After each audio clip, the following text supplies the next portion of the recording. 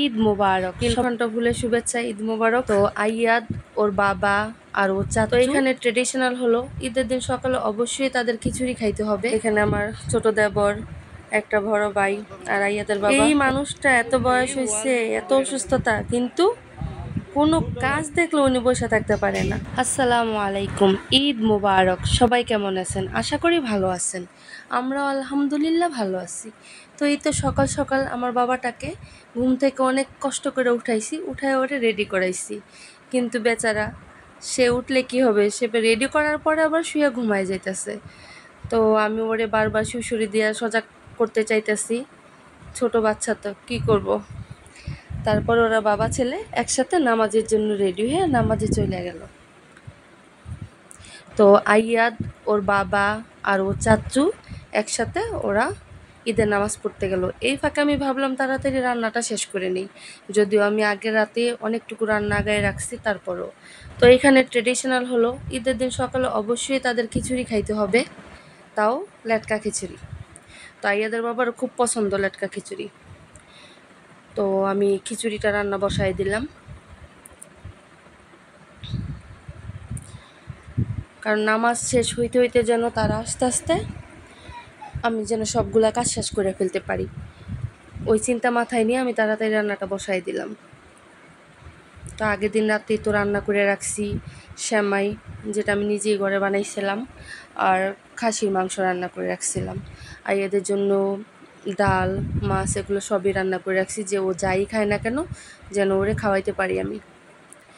কারণ আইয়াদ ইদানিং খাবার নিয়ে অনেক বেশি আমার কষ্ট দিতেছে, ওরা আমি একদমই খাওয়াইতে পারতেছি না। তো ঈদের দিন এই টাইমটায় সবাই ব্যস্ত থাকে। আর রোজার ঈদের দিন দেখা গেছে সকালবেলা রান্না বান্নার পর সারাদিন কিন্তু এতটা কাজ থাকে না। আর কুরবানির ঈদের দিন সকল মা বোনেরা জানে কতটা কষ্ট হয় এগুলা। যাই হোক, আর যেহেতু একা হাতে আমার তো আর আগায় দেওয়ার মতন মানুষ নেই, একা সব কিছু করতে হয়। আর ইয়াদ এত ছোট, ও তো আর কিছু বুঝে না। অনেক সময় দেখা গেছে ওরে সামলাইতে হয় কাজ রাইখেই। তো খিচুড়ির জন্য আমি এখানে সবগুলো মশলা দিয়ে কষাই নিলাম। তো এখানে আমি দিলাম পেঁয়াজ, মরিচ গুঁড়া দিইনি, হলুদ, ধনিয়া, জিরা, আদা রসুন বাটা,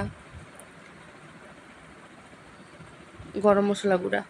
তো সব মশলা কষানোর পর আমি এখানে চালটা দিতেছি। তো এখানে আমি আজকে খিচুড়ি রান্নার জন্য নিছি নতুন ধান যে আতপ চালটা আছে ওইটা নিছি অল্প, আর পোলার চাল নিছি, আর এখানে মুগ ডাল আর মসুর ডাল নিছি। তো এগুলো দিয়ে আমি আজকে খিচুড়িটা রান্না করতেছি।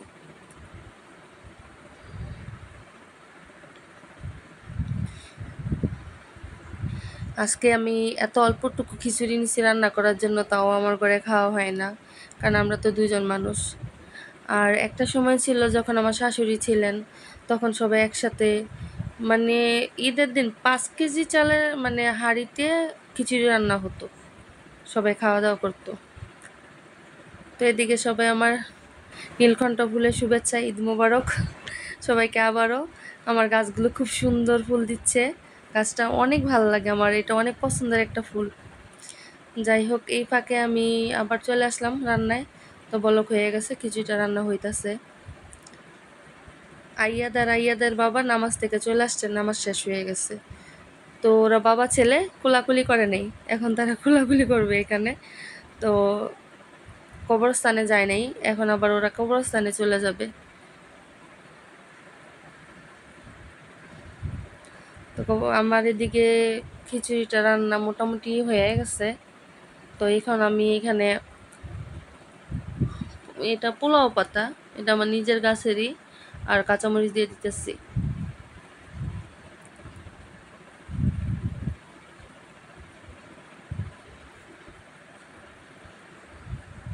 খিচুড়িটা রান্না হয়ে গেছে, তেলটালা খিচুড়ি, ঘি দিয়ে দিলাম একটু। তো এখন আবার আমার রান্না করতে হইবে আইয়াদের জন্য পোলাও, কারণ আইয়াদ খিচুড়ি খাবেন না। তো আইয়াদের জন্য আমি পোলাওটা বসাই দিছি, পোলাওটা আমার রান্না হয়ে গেছে। তো এদিক দিয়ে আমি লেবু, সালাদ সব কাইটা নিচ্ছি। তো আইয়াদ কবরস্থান থেকে আসার পর ওর কাপড় চেঞ্জ করছি, ও ঘুমায় গেছে। সকাল সকাল উঠছে তো ওর ভাল লাগতেছে না, বাবাটা ঘুমায় গেছে। ও আজকে কুরবানির কোনো কিছু দেখতে পারে না, সে ঘুমাইছে। তো আমি চলে গেলাম আমাদের যেখানে গরু কুরবানি হয়েছে ওইখানে, পাশের বাসায়, আপুর বাসায়।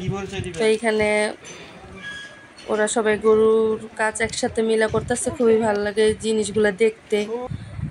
এখানে আমার ছোট দেবর, একটা বড় ভাই আর আইয়াদের বাবা, ওরা তিনজন এখানে ছিল। আপু ছিল, তারপর আরও অনেকেই ছিল এখানে। আমরা সবাই ছিলাম, আমার যা ছিল, আমার দেবরের মেয়েরা ছিল। আসলে কুরবানিতে একটা আনন্দ। উনি হলেন আমাদের দাদা, আমার দাদা শ্বশুর। এই মানুষটা এত বয়স হয়েছে, এত অসুস্থতা, কিন্তু কোনো কাজ দেখলে উনি বসে থাকতে পারে না। এখন কিন্তু তার শরীরে শক্তি দেয় না, তারপরও মানে উনি কাজ দেখলে বসে থাকতে পারে না। যাই হোক, অনেকক্ষণ ওইখানে কাজকর্ম সব শেষ করার পরে বাসায় যে গোস্ত টোস্ত এগুলো নিয়ে আসছি, তো এগুলো আর ভিডিও করতে পারি নাই। তো যারে যা দেওয়ার মানে গোস্তগুলো গুছায় রাখলাম। তো রান্না করলাম, রান্না করছিলাম চুলাতে। তো এইখানেও ভিডিও করে একবার রান্না করে আর একটা পাতিলে বাইরে নিয়ে আসছি। তো এদিকে খিচুড়ি এগুলো গরম করছি, পোলাও গরম করছি।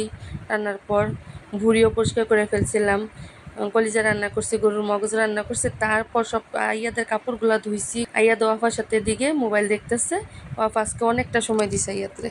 তো সবাই ভালো থাকবেন।